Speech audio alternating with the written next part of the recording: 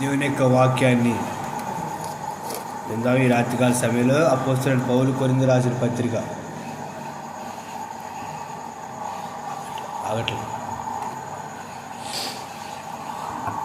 ఇది up and down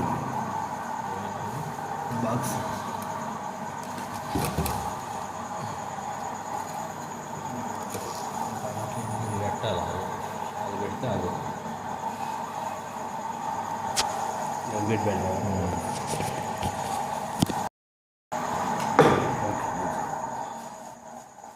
ప్రసాదం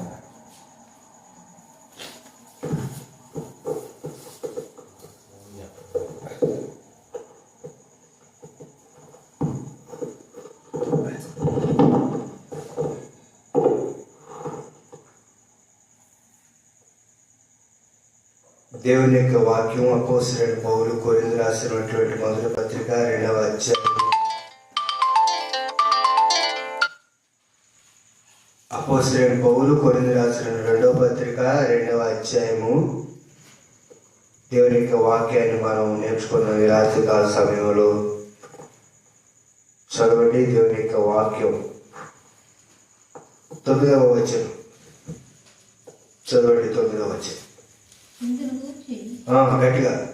దేవుడు తాను ప్రేమించిన వారి కొరకు ఏమి సిద్ధపరచును అది కంటికి కనబడలేదు, చెవికి వినబడలేదు, మనుషుల హృదయములో గోచరం కాలేదు అని రాయబడి ఉన్నది.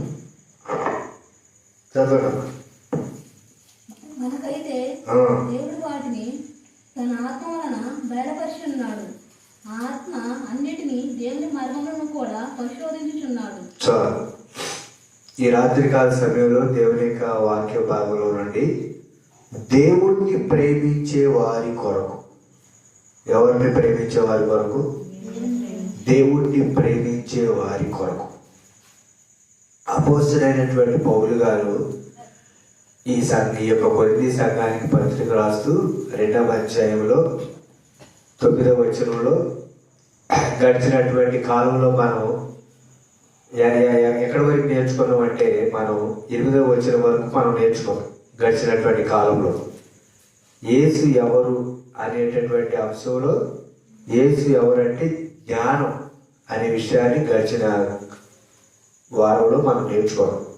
ఈ వారం ఏంటంటే మనం బైబిల్ స్టడీలో దేవుణ్ణి ప్రేమించే వారి కొరకు, దేవుణ్ణి ప్రేమించాలి, దేవుణ్ణి ప్రేమించే వారి కొరకు. ఇప్పుడు దేవుణ్ణి వినండి, వినండి. దేవుడు అందరినీ ప్రేమిస్తాడు. అదేంటారా? దేవుడు అందరినీ ప్రేమిస్తాడు. ఎందుకు దేవుడు అందరినీ ప్రేమిస్తాడు? ఎందుకు ప్రేమిస్తాడంటే మీరు మౌనంగా ఉంటే అసలు వాక్యం అర్థం కాదు, మాట్లాడితేనే వాక్యం అర్థమైంది. అర్థమైనా? దేవుడు ఎందుకు అందరినీ ప్రేమిస్తాడంటే ఏ భేదం లేదు, అందరూ పాపం చేసి దేవుడు అనుగ్రహించి మహిమను పొందలేకపోతున్నారు కాబట్టి దేవుడు అందరినీ ప్రేమిస్తాడు. ఎందుకంటే అందరూ పాపం చేశారు కాబట్టి అందరికీ దేవుడి ప్రేమ అనేది అవసరం. అయితే దేవుడి ప్రేమలో మళ్ళీ ఇంకో విషయం ఏంటంటే కృపలో మళ్ళీ వ్యత్యాసాలు ఉన్నాయి. ఎలా వ్యత్యాసాలు ఉన్నాయంటే దేవుడు అనీతిమంతుల మీదను నీతిమంతుల మీదను వర్షాన్ని కురిపిస్తున్నాడు. దేవుడు అందరిని అనీతిమంతుల మీదను నీతిమంతుల మీదను తన యొక్క సూర్యుడిని ఉదయింపజేస్తున్నాడు అని వాక్యంలో ఉంది. అలాగే దేవుడు ఎవరినైతే ఆకర్షించుకుంటాడో వాళ్ళు రక్షించబడతారు. ఆ రక్షించబడినటువంటి వాడు చేయవలసిన పని ఏంటంటే దేవుణ్ణి ప్రేమించే వారి కొరకు. దేవుడు మనల్ని ప్రేమిస్తున్నాడు. ఇప్పుడు మనమేం చేయాలంటే దేవుణ్ణి ప్రేమించాలి. మరి అదేంటంటే ప్రతి ఆదివారం దేవుని యొక్క వాక్యం వింటాను, మరి గృహకూడికలో దేవుని వాక్యం వింటాను, మరి బైబిల్ స్టడీలో దేవుని యొక్క సన్నిధికి వస్తాను, ఇంకా దేవుడిని ప్రేమించడం ఏంటి అనే ప్రశ్న మన జీవితాల్లో మనకు వచ్చింది. ప్రభు అయినటువంటి యేసుక్రీస్తు వారు సిమోను పేతుర్ని అడిగాడు, ఎవరు అడిగారు? యోహాను సువార్త చూడండి. యోహాను సువార్తలో ఒక మాట ఉంటుంది, మీరు చూడండి. దేవుని యొక్క వాక్యం యోహాను గారు రాసినటువంటి సువార్తలో ఈ యొక్క మాట వ్రాయబడి ఉంది. దేవుని యొక్క వాక్యంలో చూడండి, మొదటి వచనం 21వ అధ్యాయంలో, యోహాను సువార్త 21వ అధ్యాయంలో చూడండి. దేవుని యొక్క వాక్యం 15వ వచనం చదవండి. వారు భోజనం చేసిన తర్వాత యేసు సీమోను పేతురును చూసి, యోహాను కుమారుడైన సీమోను, వీరికంటే నీవు నన్ను ఎక్కువగా ప్రేమించుచున్నావా అని అడుగుగా, అతడు, అవును ప్రభువా, నేను నిన్ను ప్రేమించుచున్నాను, నీవే ఎరుగుదు అని ఆయనతో చెప్పాను. చాలు. ఇక్కడ జాగ్రత్త దేవుని వాక్యం చదవనటువంటి లేఖన భాగంలో ఏంటంటే, యేసుక్రీస్తు ప్రభువారు ఎవరో తెలీదు అని చెప్పి 3 సార్లు అబద్ధం ఆడతాడు పేతురు గారు. యేసుక్రీస్తు ప్రభువారు సెలవులు ఆయన రక్తం కాచి ప్రాణం పెట్టి సమాధి చేయబడి మరణించి తిరిగి లెగుస్తాడు నేను అనే విషయాన్ని యేసుక్రీస్తు ప్రభువారు శిష్యుడికి చాలాసార్లు చెప్పారు, చాలాసార్లు తెలియజేశారు. ఆ సందర్భాల్లో ఈ సిమోను, ఆయనకి ప్రభువారు పెట్టినటువంటి పేరేంటి? పేతురు అనే పేరు పెట్టారన్నమాట. పీటర్, దాని నుంచి పెట్రో అనే పదం వచ్చింది. పెట్రోలియం, రాయి నుండి తీశారన్నమాట. చెక్కుముకి రాతి నుండి అనే మాట ఉంటుంది నిర్మాకాండంలో. దాని నుంచి పీటర్, పేతురు, పెట్రోలియం. ఈ పీటర్ని దేవుడు ఎవరు పిలుస్తున్నాడు? సిమోను పేతురు. సిమోను పేతురు ఎటువంటి వాడంటే దుడుకు స్వభావం కలిగిన వాడు. ఈ దుడుకు స్వభావం కలిగినటువంటి పేతురు గారు ఏమంటున్నారంటే, నేను నీ కోసం చనిపోవడానికి సిద్ధం అని యేసుక్రీస్తు ప్రభుతో చెప్తారు. అప్పుడు ప్రభు అయినటువంటి యేసుక్రీస్తు వారు పేతురుతో ఏమంటారు? నేడు కోడికి కుయ్యక మునుపు 3 సార్లు అబద్ధం ఆడతావు, నేనెవరో తెలియదు అని ప్రభువారు చెప్తారు. అప్పుడు ప్రభువారు తెలీదు అని చెప్పి నిజంగానే పేతురు గారు 3 సార్లు అబద్ధం ఆడతారు. ఒక చిన్నపిల్ల దగ్గర, సైనికుడి దగ్గర. ఎప్పుడైతే ప్రభువైన యేసుక్రీస్తు వారు సెలవు వేయబడి రక్తం కాచి ప్రాణం పెట్టి సమాధి చేయబడి తిరిగి లేచి పునరుద్ధానుడు అయ్యాడు, అప్పుడు సిమోను పేతురికి ప్రభువారు కనపడతారు. ఈ సందర్భంలో అప్పుడు ప్రభువారు అడుగుతున్నారు, సిమోను పేతురు, నీవు నన్ను వీళ్ళందరికంటే ఎక్కువ ప్రేమిస్తున్నావా అని. వీళ్ళందరికంటే, మిగతా శిష్యుల కంటే ఎక్కువగా నువ్వు నన్ను ప్రేమిస్తున్నావా? అలా ఎన్నిసార్లు అడిగారు ప్రభు? 3 సార్లు అడిగారు. నేను ప్రేమిస్తున్నా అని. 3సారి వ్యసనపడి నేను అసలు సిమోను పేతురు జవాబు చూసారా అసలు ఎలా ఉందో? నీవు నన్ను ప్రేమిస్తున్నావా అని అడిగితే నీకే తెలియదు. నీకే తెలియదంటే ఏంటి అర్థం? నీకే తెలియదంటే అర్థం ఏంటి? నీకే తెలియదంటే నేను నిన్ను ప్రేమిస్తే నువ్వెవరో తెలియదని నేను అబద్ధం ఆడాను కదా. బట్ నేను అబద్ధం ఆడానంటే నేను అబద్ధం ఆడాను కాబట్టి అది ఆ సంగతి నీకే తెలిసింది. అర్థమైంది మీకు? అర్థమైంది? అర్థం కాదు? అర్థమైందమ్మా?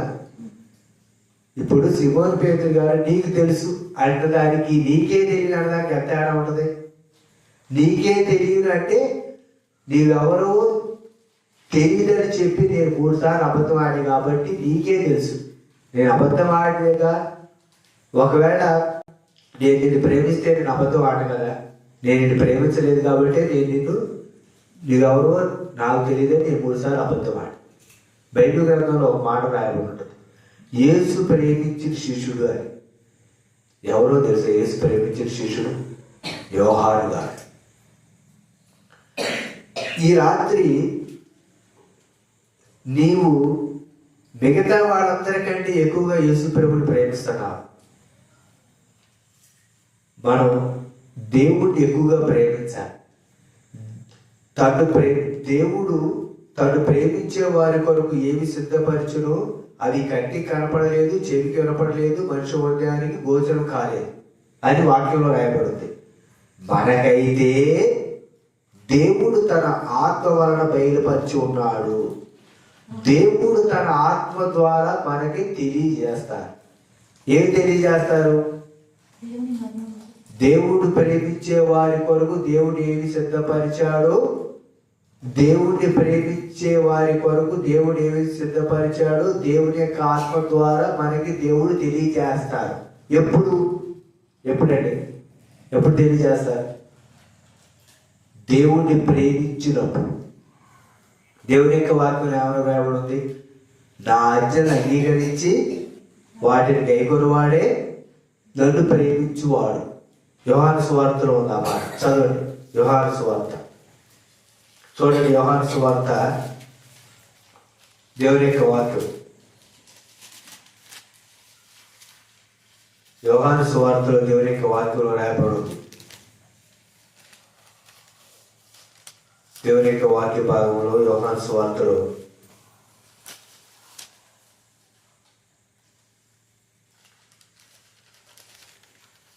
సరే గుర్తులేదు కానీ సరే వాక్యంలో రాయబడి ఉంది, నాకు గుర్తులేదు, సరే గుర్తులేదు. మళ్ళీ జాగ్రత్త అండి తమ్ముడు.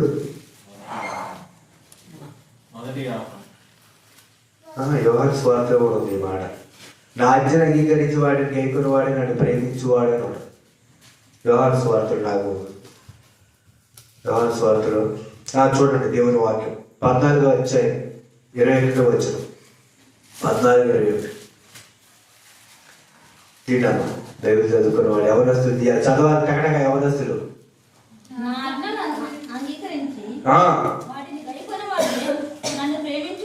చాలు. యోహాను సువార్త 14వ అధ్యాయం 21వ వచనం.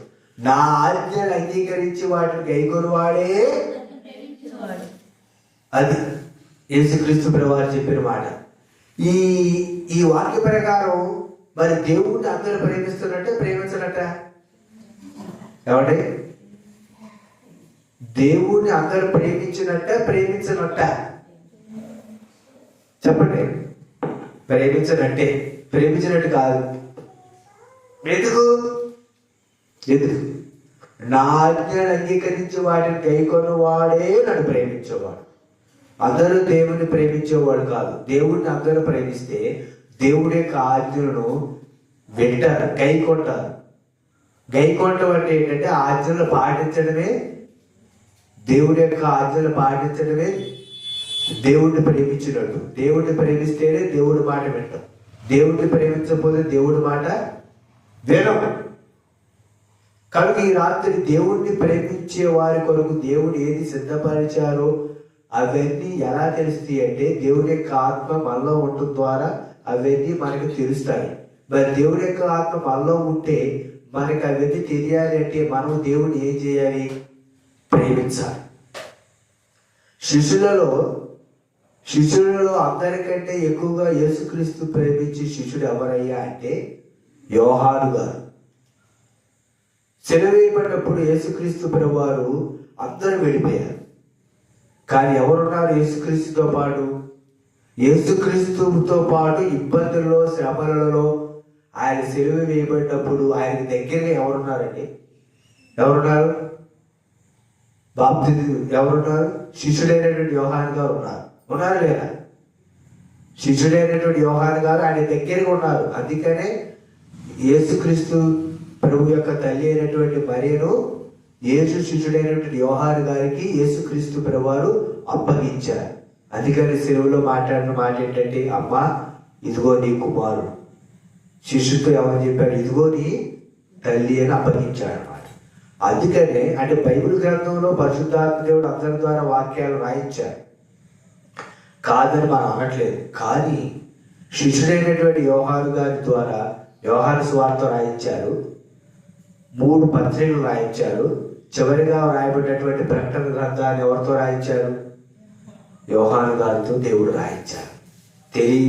ప్రకటన అంటే తెలియజేయటమే ప్రకటన. దాన్ని యోహాను గారి ద్వారా దేవుడు తెలియజేశారు. ఎప్పుడైతే మనం దేవుడిని ప్రేమిస్తామో మనకైతే దేవుడు వాటిని తన ఆత్మ వల్ల బయలుపరిచి ఉన్నాడు. తన ఆత్మ ద్వారా దేవుడు బయలుపరుస్తాడు. ఎవరు బయలుపరుస్తాడండి? నీకు బయలుపరుస్తాడు. అంతేగాని ఇప్పుడు అయ్యగారు దేవుడు నా గురించి ఆవిడ చెప్తున్నాడా, ఒకసారి చెప్పడాయా అది నాకు బయలుపడతాడు. ఈ రోజుల్లో ఏంటంటే ఇది ఎక్కువైపోయింది జనాలు. అయ్యగారు నా గురించి ఆవిడ చెప్పాడు దేవుడు, నీ గురించి నాకెందుకు చెబుతాడు దేవుడు, నీ గురించి నీకే చెబుతాడు. అదేంటారా పరిశుద్ధాత్మ దేవుడు నీ గురించి నీకే చెబుతాడు, నా గురించి నాకే చెబుతాడు. ఒకసారి మా సంఘంలో ఒక అయ్యగారు పలానా కళ వచ్చింది, దీని భావం మీకు చెప్తారా అన్నారు. కళలు కలభావాలు ఇప్పుడు లేవు, వాక్యంలో అంతా రాయబడుతుందమ్మా, వాక్యం చెప్పండి చూద్దా నేను అంటున్నా. అర్థమైందంటారా? ఈ దినాన్ని ఎక్కువైపోయిందండి. ఏం చెబుతున్నాడు మా గురించి దేవుడు, ఏం చెబుతున్నాడు మీ గురించి దేవుడు, అందరి గురించి అన్ని విషయాలు దేవుడు అన్నీ చెప్పేశాడు ఆల్రెడీ. ఈ వాక్యం చదువుకున్నాం అనుకోండి, అంత బుర్రకెక్కింది. ఈ వాక్యం చదవకపోతే ఏవి కూడా ఎక్కదు. వాక్యంలో దేవుని యొక్క జ్ఞానం ఉంది, దేవుని యొక్క శక్తి ఉంది. వాక్యం చదివితే వాక్యం ద్వారా దేవుడు తన ఆత్మ ద్వారా దేవుడు వాక్యములో నుంచి ఏం చేస్తాడంటే బయలుపరుస్తాడు. బయలుపరచడం అంటే తెలియజేయటం. వాక్యం చదివితే దేవుడు తెలియజేస్తాడు. నేనున్నా ఇప్పుడు ఉదాహరణకి నేను వాక్యం చదువుతూ ఉంటాను. నాకు ఇది అర్థం కాకపోతే ప్రార్థన చేసి దేవుడిని అడుగుతా, ప్రభా ఈ వాక్యం ఎట్లా ఉంది ఏంటి మరి నాకు తెలియజేయంటే అప్పుడు దేవుడు నాకు తెలియజేస్తాడు. అర్థమైందంటారా? నేను పట్టుకోండి కానీ బైబిల్ గ్రంథం పట్టుకున్నాడు కాదు, మధ్యలో పట్టుకున్నాడు. కాబట్టి ప్రభా నాకు చెప్పిన ఆయన నాకు తెలియజేయను ఆయన అంటే దేవుడు అన్ని విషయాలు నాకు వాక్యంలో నుంచి తెలియజేస్తారు. మనకైతే దేవుడు వాటిని తన ఆత్మ వల్ల బయలుపరిచి ఉన్నాడు. ఆ ఆత్మ అన్నిటినీ దేవుని మర్మములను కూడా పరిశోధించుచున్నాడు. దేవుని మర్మాలు కూడా పరిశుద్ధాత్మ దేవుడు వాక్యం ద్వారా మనకి తెలియజేస్తారు. ఇప్పుడు ఇక మర్మాలు లేవు. అర్థమైందంటారా? మర్మం లేదు, ఏమీ లేదు. మర్మం లేదు, మాయ లేదు, ఏమీ లేదు. ఇప్పుడు ఏముందంటే సంపూర్ణమైనటువంటి దేవుని యొక్క వాక్యం నీ నా చేతిలో ఉంది. కనుక వాక్యం చదివి వాక్యం నేర్చుకోవాలి మనం. కనుక చూడండి, దేవుని యొక్క వాక్యంలో అక్కడ రాయబడిన మాట 11వ వచనంలో, ఒక మనుషుని సంగతులు అతనున్న మనుషుని ఆత్మకే గాని మనుషులలో మరి ఎవరికి తెలియదు. అలాగే దేవుని సంగతులు దేవుని ఆత్మకే గాని మరి ఎవరికి తెలియవు. దేవుని వలన మనకు దయచేయబడిన వాటిని తెలుసుకొనటికై మనము లౌకిక ఆత్మను కాక దేవుని యొద్ద నుండి వచ్చే ఆత్మని పొంది ఉన్నాము. అర్థమైందంటారా? ఇక్కడ ఎవరు రాయబడి తెలుసా? మనుషుల సంగతులు మనుషులో ఉన్నటువంటి ఆత్మకే తెలుస్తుంది కానీ ఇంకెవరికి తెలిసింది. అలాగే దేవుని సంగతులు దేవుని ఆత్మకి తెలిసింది. దేవుని యొక్క పరిశుద్ధ గ్రంథంలో ఉన్నటువంటి సంగతులు తెలుసుకోవాలంటే యేసుక్రీస్తు ప్రభువు స్వంత రక్షకుని అంగీకరించి వాక్యం ఎక్కువ చదువుకొని దేవుడిని ప్రేమించే వారికి బైబిల్లో ఉన్నటువంటి విషయాలు తెలుస్తాయి. అంతేగాని లోకస్తుడికి పైపై జ్ఞానం కలిగినటువంటి వారికి దేవుని యొక్క వాక్యం తెలిసిందా? తెలీదా? మాట్లాడమా? తెలిసిందా? తెలీదు. ఎగ్జాంపుల్ చెప్తాను నేను. మిరపకాయ కోత కోసే వాళ్ళకి మిరపకాయ కోతలో ఉన్నటువంటి లోటుపాట్లు ఏంటి, ఆ బాధలు ఏంటి, ఆ ఇబ్బందులు ఏంటి, ఆ పొలం వేసేటప్పుడు ఏ మందు కొట్టాలి ఏంటి, మరి వాళ్ళ రేట్ ఎట్టుంది, రేపు రేట్ ఎట్టుంది, మరి దిగుబడి ఎట్టుంది, తాలుకాయలు ఇది ఎండుకాయలు ఇది ఏంటి అనేది వాళ్ళకి తెలిసింది. మామూలుగా రోడ్డు మీద నిలబడి చూసేవాడికి ఏం తెలిసింది? దాని బాధ తెలిసిందా? తెలీదు. అట్లాగే లోకస్తులకి ప్రకృతి సంబంధులకి దేవుడు లేడు అనేవాడికి ఈ లోక సంబంధమైన జ్ఞానుడికి దేవుని యొక్క వాక్యంలో ఉన్నటువంటి ఆత్మ సంబంధమైన సంగతులు దేవుడు తెలియజేసిన, దేవుడు పొందుపరిచి సిద్ధపరిచి దేవుడి యొక్క వాక్యం ముద్ర వేయబడి ఉన్నటువంటి విషయాలు మామూలుడికి తెలియదు. ఎలా తెలిసిందంటే దేవుని యొక్క పరిశుద్ధాత్మ దేవుని యొక్క సహాయంతో ప్రార్థన చేసుకుని వాక్యం చదివితే అప్పుడు అవి తెలియజేయబడతాయి. అందుకనే సమరయ స్త్రీతో యేసుక్రీస్తు ప్రభువారు ఏమన్నారు? సమరశీలితో యేసుక్రీస్తు ప్రభువారు ఎవరైనా ముగిస్తారు. టైం అయిపోయింది. యోహాను సువార్త చదవండి. యోహాను సువార్త 4వ అధ్యాయం చదవండి. 14 వచనం చదవండి. నేనిచ్చు నీళ్లు త్రాగువాడెవడు తప్పికొనడు. నేనిచ్చు నీళ్లు నిత్య జీవముకై వానిలో ఊరేటి నీట బుటకుగా ఉండునని ఆమెతో చెప్పాను. చాలు అమ్మ, జాగ్రత్త చదువు వాక్యం. నేను వారికిచ్చు నీళ్లు నిత్య జీవమునకై వారిలో ఊరేడి నీటి బొక్కగా ఉండునని ఆమెతో చెప్పాను. నేను తెలుగులో స్పష్టంగా మాట్లాడటం ఎలా వచ్చిందంటే నాకు బైబిల్ చదవడం ద్వారా వచ్చింది. బైబిల్ చదివితే తెలుగు స్పష్టంగా మాట్లాడతాం, మాతృభాష. అదేంటంటారా? తెలుగు స్పష్టంగా మాట్లాడాలంటే బైబిల్ ఎక్కువ ఎవరిదైతే స్పష్టంగా మాట్లాడతారు. బైబిల్ వ్రాయబడినటువంటి మంచి స్పష్టమైనటువంటి భాష. అర్థమైందంటారా? అప్పుడు వారిలో ఊరేడి నీటి బొక్క. నీటి బొక్క అంటే జలం. మనకు అర్థమైన భాషలో జలం ఊరుతా ఉంటే నీళ్ళు వస్తూనే ఉంటాయి. జలం ఎండిపోద్దండి? ఎండిపోదా? ఎండిపోదు. ఎప్పుడైతే దేవుని యొక్క ఆత్మ మనలో ఉంటాడో, దేవుని యొక్క వాక్యంలో ఉన్నటువంటి విషయాలు అవి ఎప్పటికప్పుడు కొత్తగా వస్తూనే ఉంటాయి. దేవుడు తెలియజేస్తూ ఉంటారు వాక్యం. అంటే బైబిల్ అనేది ఏంటంటే మహాసముద్రం. ఈ సముద్రంలో మనం చాలా విషయాలు నేర్చుకోవచ్చు. అర్థమైందంటారా? ముత్యాలు ఎక్కడ ఉంటుందో తెలుసా? సముద్రంలో ఉంటాయి. ముత్యపు చెప్పలు సముద్రంలో. ఈ బైబిల్లో ఉన్నటువంటి వాక్యం అనేది ముత్యం లాంటిది, బంగారం లాంటిది. వెండి బంగారాలు వెలగల రాణి కంటే, ముత్యాల కంటే విలువైన వాక్యం ఉంది.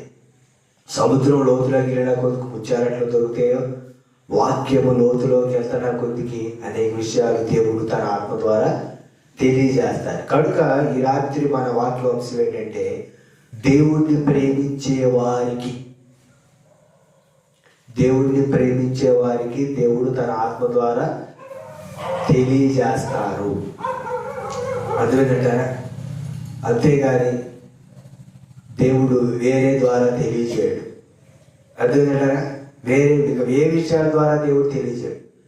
ఈరోజు లోకంలో క్రైస్తవ సమాజంలో కూడా ఎక్కువైపోయింది. అర్థమైందంటారా? బాగా ఎక్కువైపోయింది ఈ దినాల్లో.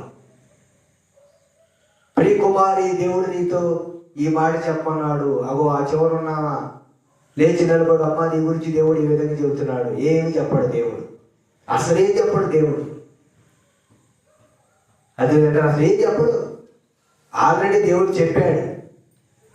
అందుకనే యేసుక్రీస్తు ప్రభువారు ఏమని చెప్పారు తెలుసా? నేను చెప్తా కదండి మీకు. పరిశుద్ధాత్మ దేవుడు కొత్తగా ఏం బోధించడు. ముగిస్తానంటే పరిశుద్ధాత్మ దేవుడు కొత్తగా ఏం బోధించడు. నేను ఏ సంగతి అయితే తెలియజేశానో వాటిలో నుండే మీకు బోధిస్తాడు అని యేసుక్రీస్తు ప్రభువారు పరిశుద్ధాత్మ దేవుడి గురించి చెప్పారు. కొత్తగా ఏదో బాగు చేయడు ఆయన. నేను ఏదైతే చెప్పారో ఆ సంగతినే తీసుకొని వాటిని మీకు బోధిస్తాడు అని చెప్పాడు. కనుక మనం వాక్యానికి అలవాటు పడాలి, వాక్యం వినాలి, వాక్యం నేర్చుకోవాలి, వాక్యాన్ని గైకొనాలి.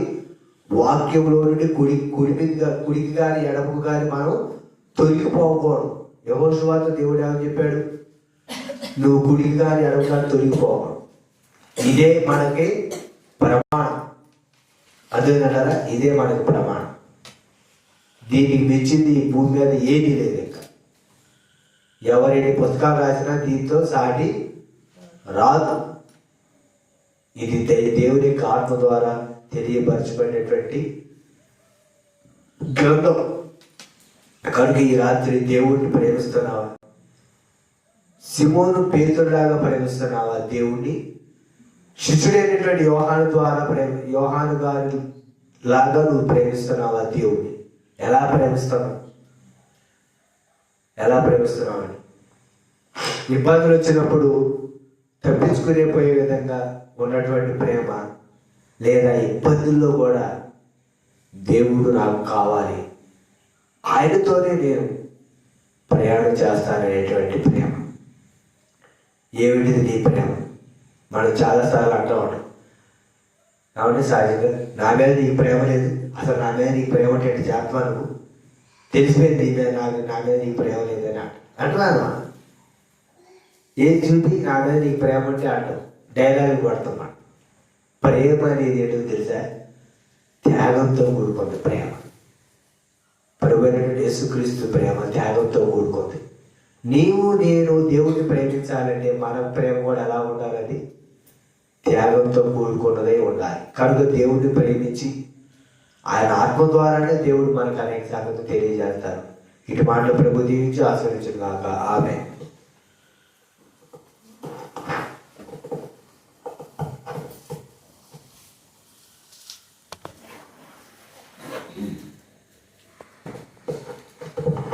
ప్రార్థన చేసుకుందాం. ప్రేమ కలిగిన తండ్రి, కృప కలిగిన దేవా,